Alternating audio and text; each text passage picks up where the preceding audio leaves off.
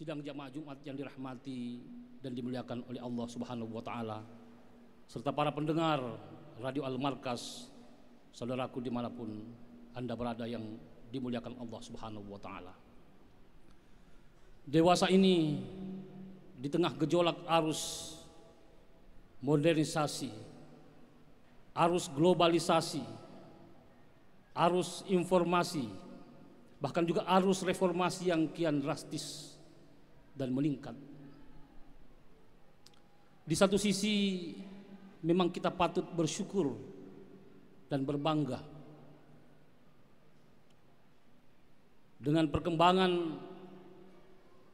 globalisasi melalui penerapannya ilmu pengetahuan dan teknologi yang telah banyak memberikan kemudahan dan manfaat bagi kita, terutama umat muslim.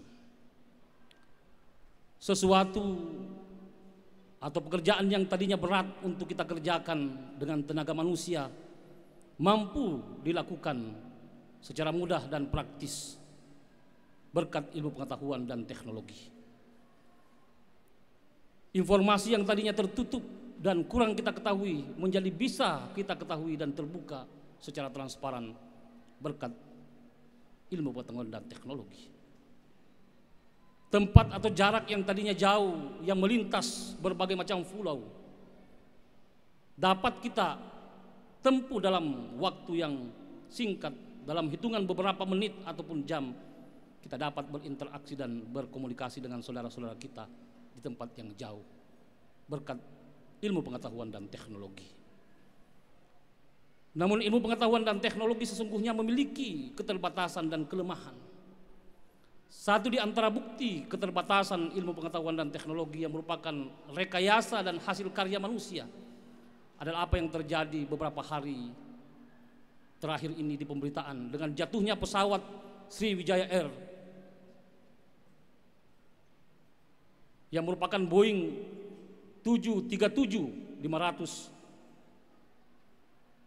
rute Pontianak-Jakarta, Jakarta-Pontianak dengan ketinggian 13.000 kaki jatuh di perairan Pulau Seribu dengan menewaskan 62 orang penumpang, 50 penumpang umum dan 12 awak kapal ataupun kru Sriwijaya Air. Ini membuktikan akan keterbatasan dan kelemahan hasil produk manusia. Dan karena itu menjadi kewajiban bagi kita untuk terus dan saling menganjurkan untuk mendoakan saudara-saudara kita yang tertimpa musibah menjadi syahid dan syahidah dan mendapatkan tempat yang layak di sisi Allah Subhanahu wa taala, dan keluarga yang ditinggal diberikan kekuatan, kesabaran dan ketabahan untuk ikhlas menerima keputusan Allah Subhanahu wa taala yang tidak boleh tidak harus terjadi. Kasus yang sama yang membuktikan akan keterbatasan ilmu pengetahuan dan teknologi adalah apa yang menimpa seorang ulama, seorang tokoh pemersatu, seorang pendakwah yang cukup banyak memberikan pencerahan kepada kita, bukan hanya di tanah air tetapi di mancanegara, Syekh Ali Jaber yang meninggal di usianya yang masih muda 44 tahun. Dengan kecanggihan alat rumah sakit Yarsi tidak mampu menyelamatkan nyawa beliau, dan karena itu menjadi bahagian dari solidaritas kita sebagai semua umat muslim untuk mendoakan Allahumma gfirlahu warhamhu wa'afi wa'fu wa akrim nuzulah.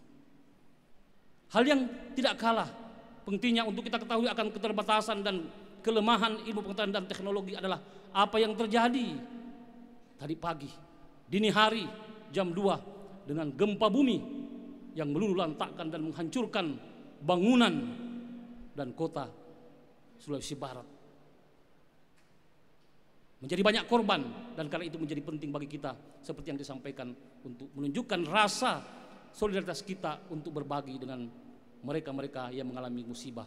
Sembari kita berdoa Allah memberikan kekuatan dan ketabahan untuk menerimanya. Kemajuan ilmu pengetahuan dan teknologi memang banyak memberikan kemudahan dan manfaat untuk kita. Tetapi kadang-kala tidak berbanding lurus dengan upaya untuk menegakkan dan menerapkan nilai-nilai moral, nilai-nilai etika, dan nilai-nilai karakter yang merupakan bahagian determinan dan menentukan dalam menentukan arah hidup dan arah bangsa kita. Salah satu aspek yang tidak kalah pentingnya dalam rangka menata kehidupan kita, baik dalam kehidupan berbangsa dan bertanah air, demikian pula dalam berinteraksi dengan sesama umat manusia, adalah bagaimana menerapkan nilai-nilai kejujuran. Nilai-nilai kejujuran.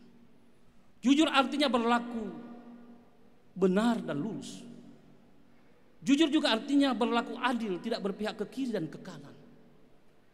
Jujur juga artinya tidak berbohong, tidak berdusta, tidak menipu, tidak berlaku curang, tidak melakukan tindakan spekulatif.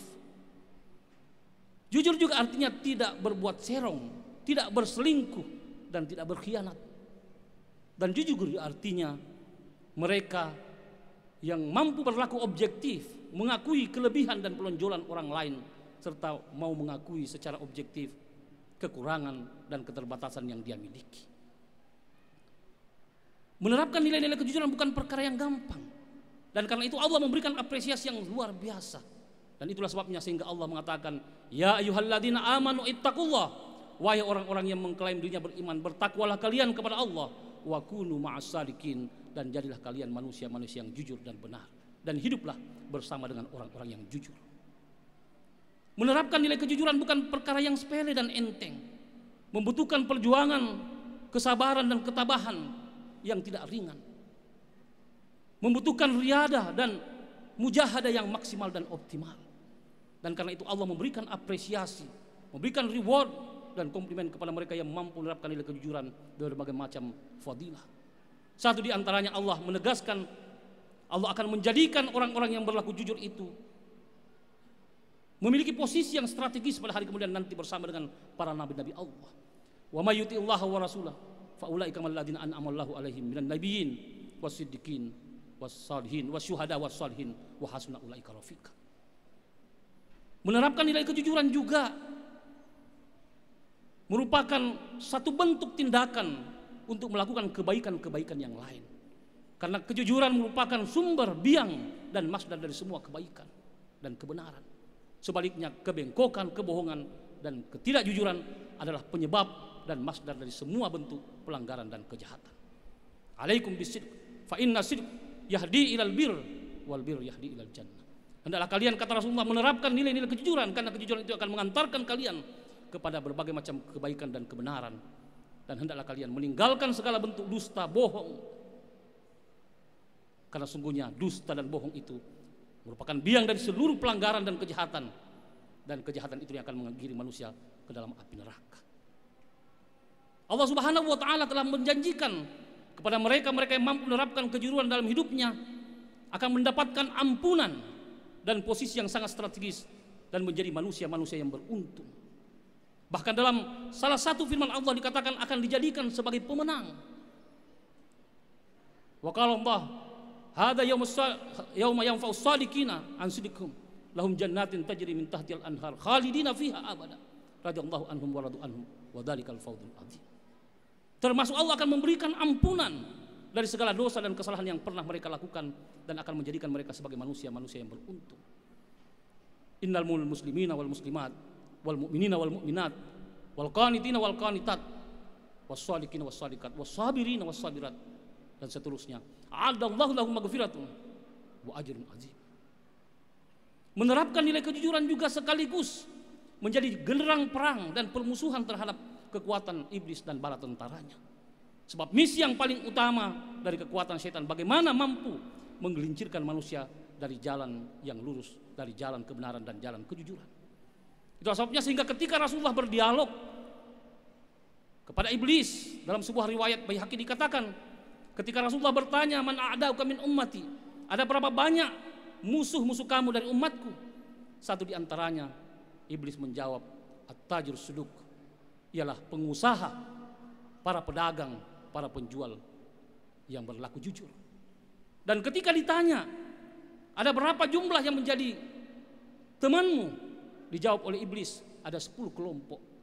Satu di antara kelompok tersebut adalah mereka-mereka yang curang, berlaku tidak benar dan tidak jujur dalam melakukan usaha ataupun transaksi. Menerapkan nilai kejujuran juga sekaligus membersihkan diri kita dari berbagai sifat-sifat kemunafikan yang banyak menggerogoti umat dan merusak kehidupan umat. 3 di antara sifat munafik semua terkait dengan masalah kejujuran. Ayatul munafiqu tsalas, idza hadatsa kadzaba. 3 di antara tanda orang-orang munafik, apabila dia berbicara dia dusta, tidak jujur. Wa idza wa'ada akhlafa, apabila dia berjanji dia ingkar, juga tidak jujur. Wa idza tumina khana, dan apabila dia beri otoritas, diberikan tanggung jawab dan amanah, mereka khianat, lagi-lagi tidak jujur. Menerapkan nilai kejujuran bukan perkara yang gampang dan ringan. Lawan dari kejujuran adalah kebohongan.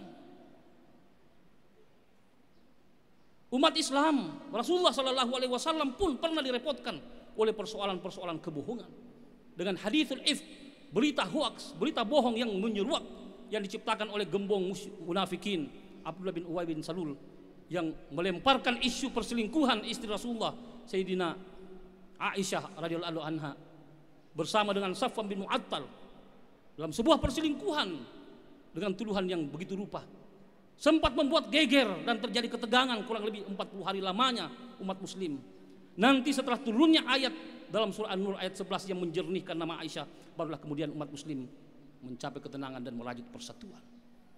Karena itu kejujuran akan memberikan ketenangan dan kebohongan akan mendatangkan ketidaknyamanan. Da ma yuribuka ila ma la yuribu, as-sidqu tuma'ninah wal kidbu khibah. Jauhilah apa yang meragukan kamu kepada apa yang tidak meragukan kamu. Kejujuran akan memberikan ketenangan dan kenyamanan, dan bohong akan mendatangkan kemudaratan dan kegelisahan. Bukan hanya Rasulullah, bahkan bangsa kita pun cukup direpotkan oleh berbagai berita-berita bohong yang dikenal dengan hoax untuk kepentingan-kepentingan tertentu. Dengan perkembangan ilmu pengetahuan dan teknologi melalui media sosial cukup banyak kita saksikan dan kita dengar.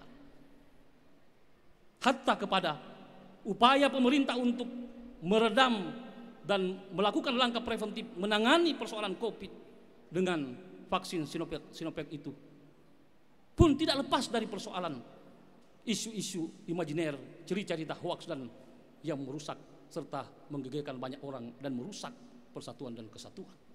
Karena itu menjadi penting bagi kita untuk menjaga kejujuran, untuk mengakui kelebihan dan penonjolan orang lain, serta mau mengakui kekurangan dan keterbatasan tanpa ada upaya untuk menjatuhkan, melemahkan, apalagi mengkambing hitamkan satu sama lain.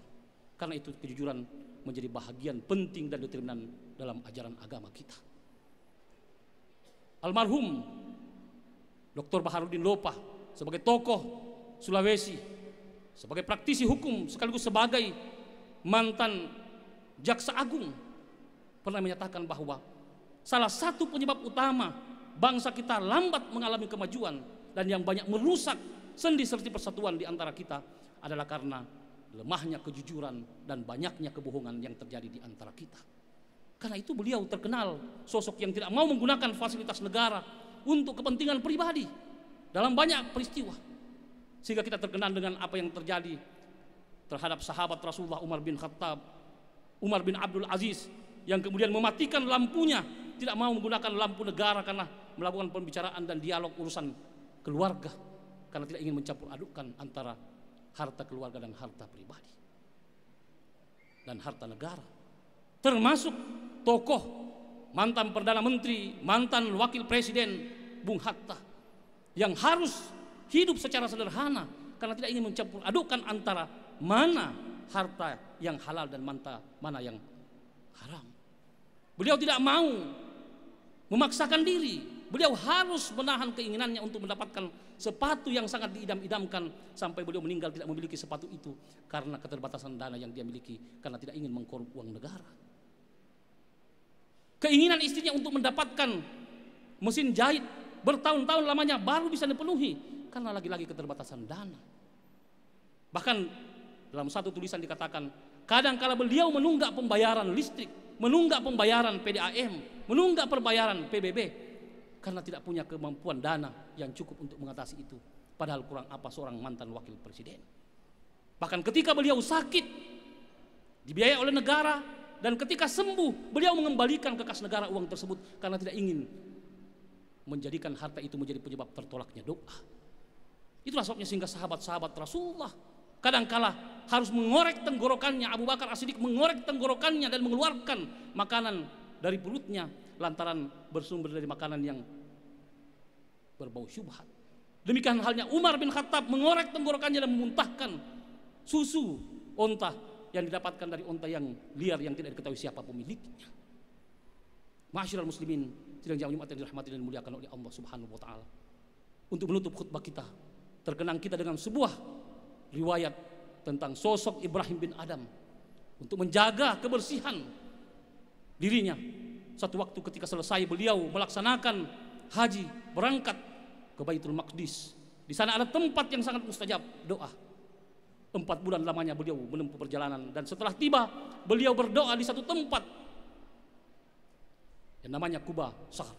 Di situ dia berdoa dan didatangi oleh malaikat, dan malaikat itu berkata, inilah Ibrahim bin Adam yang doanya sangat didengar oleh Allah Subhanahu wa taala. Dalam perjalanan dia sebelum sampai ke Baitul Maqdis, dia membeli sekilo kurma. Tanpa dia sadari, terjatuh dari timbangan tersebut 1 butir. Lalu dia memakannya. Dan ketika tiba di tempat tersebut, dia berdoa. Para malaikat mengatakan, inilah Ibrahim bin Adam yang doanya selalu dikabulkan oleh Allah, tapi hari ini ditolak oleh Allah lantaran dia memasukkan yang bukan menjadi haknya, sebiji kurma.